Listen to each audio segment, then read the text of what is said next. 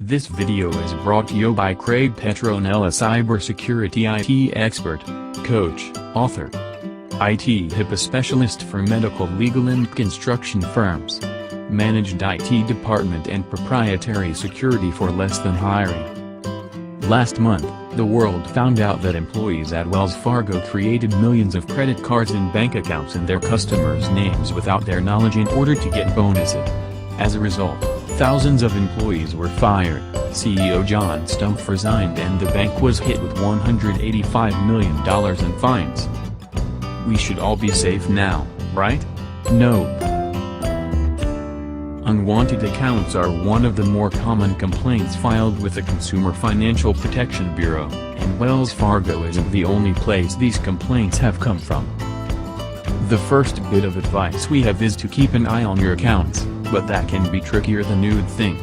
In many cases at Wells Fargo, for example, accounts were created with fake email addresses and random PINs to make it harder to customers to find and access the accounts. One way to discover fraudulent accounts is to check your transfers and withdrawals. There are reports that some Wells Fargo employees transferred money from legitimate accounts.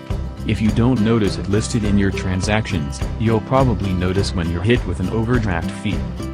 Another big reason to be on the lookout for fake accounts is that they can affect your credit score. Even if a card isn't used, it could have fees associated with it. If you don't see those fees, you're not going to pay them, and if you don't pay them, your credit score's going to take a hit. You'll feel that next time you take out a loan.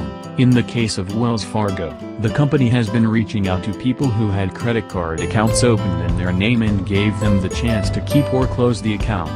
If a customer decides to close it, the bank will reach out to the credit bureaus and make sure any negatives from it are removed from credit reports. So make sure you're checking your credit reports regularly. See if you can find any accounts that look suspicious or unfamiliar. Get what details you can about the fraudulent activity and report it right away to the credit bureaus.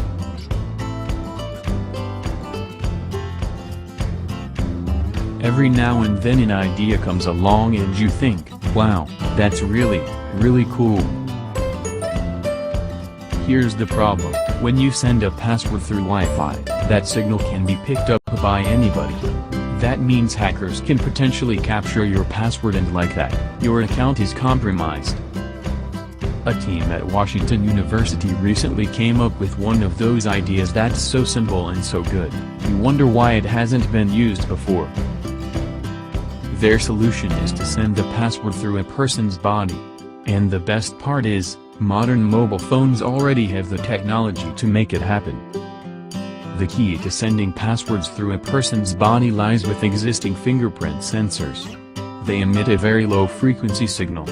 It's not powerful enough to carry through the air, but they pass through the relatively dense human body without any effects and if the person is holding the phone. An easy illustration of applicable use would be a good old doorknob. If you're not holding the phone, the door remains locked. But if you touch the fingerprint sensor on your phone and touch the doorknob, it unlocks. Technology like this is already being used in wearable medical devices, but from doors to computers to guns, the potential applications are limitless.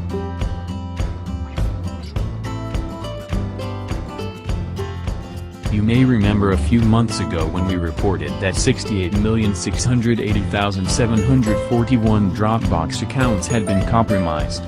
You could buy all that information for $1,200 as of last month, but now you can get it for free. The password information was uploaded to a website run by Thomas White, who goes by the handle Cthulhu. He says he did it to assist researchers in studying the hack. This isn't the first time Cthulhu has uploaded hacked information. He also did it for the Ashley Madison and MySpace hacks, among others. The problem with these hacks is that a lot of people use the same login information for different accounts. If you have a Dropbox account, there's a good 50-50 chance that your info is hanging out like laundry on the line for all the world to see. If you have a Dropbox account and haven't changed it in a while, now would be a good time to update it. It would be a good time to update all your other passwords too.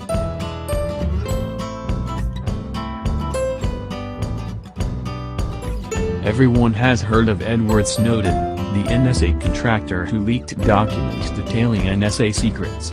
Some hail him as a hero, some call him a traitor.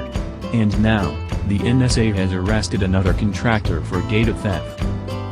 Harold Thomas Martin was contracted to the NSA through Booz Allen Hamilton, the same firm that employed Snowden. Martin has been charged with stealing digital and hard copies of classified government materials.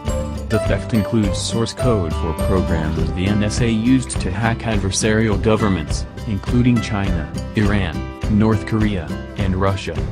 The FBI began an investigation in August when the shadow brokers began selling hacking tools used by the NSA for $500 million. Martin faces up to 10 years in prison.